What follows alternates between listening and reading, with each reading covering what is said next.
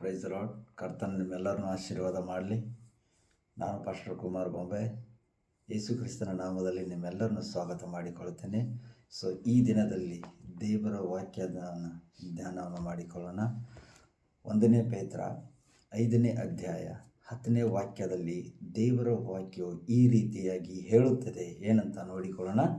1 ಪೇತ್ರ 5ನೇ ಅಧ್ಯಾಯ 10ನೇ ವಾಕ್ಯ. ಕ್ರಿಸ್ತನಲ್ಲಿ ನಿಮ್ಮನ್ನು ತನ್ನ ನಿತ್ಯ ಪ್ರಭಾವಕ್ಕೆ ಕರೆದ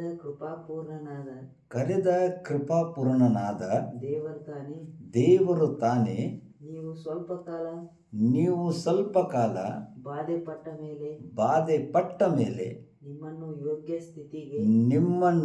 ಯೋಗ್ಯ ಸ್ಥಿತಿಗೆ ತಂದು ನೆಲೆಗೊಳಿಸಿ ಬಲಪಡಿಸುವನು. ಹಾಲೆಲೂಯ. ಕರ್ತನು ಯೇಸು ಸ್ವಾಮಿ.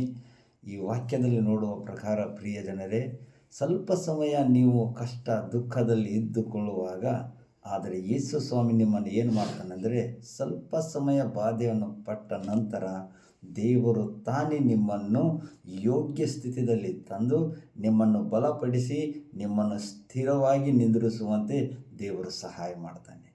ಪ್ರಿಯರೇ, ಅಂಜಬೇಡ್ರಿ, ಹೆದರಬೇಡ್ರಿ.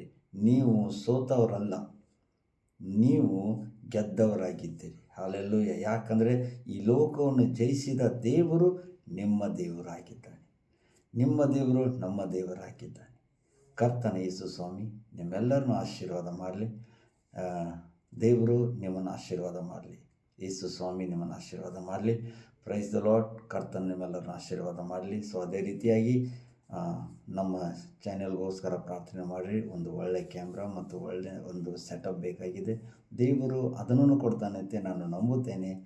ಯೇಸು ಸ್ವಾಮಿ 1 ಪೇತ್ರ 5ನೇ ಅಧ್ಯಾಯ 10ನೇ ವಾಕ್ಯದ ಮೂಲಕವಾಗಿ ನಿಮ್ಮನ್ನು ಯೋಗ್ಯ ಸ್ಥಿತಿಯಲ್ಲಿ ತಂದು ನಿಮ್ಮನ್ನು ಆಶೀರ್ವಾದ ಮಾಡಿ ನಿಮ್ಮನ್ನು ಸ್ಥಿರವಾಗಿ ನಿಂದಿರಿಸಿ ನಿಮ್ಮನ್ನು ಬಲಪಡಿಸಿ ಆತನ ಮಹಿಮೆಗಾಗಿ ನಿಮ್ಮನ್ನು ಉಪಯೋಗಿಸ್ತಾನೆ. ಯೇಸು ಸ್ವಾಮಿ ನಿಮ್ಮನ್ನು ಆಶೀರ್ವಾದ ಮಾಡಲಿ. Praise the lord. ಜೈ ಯೇಸು ಮಸೀಹಿ. ಆಮೆನ್.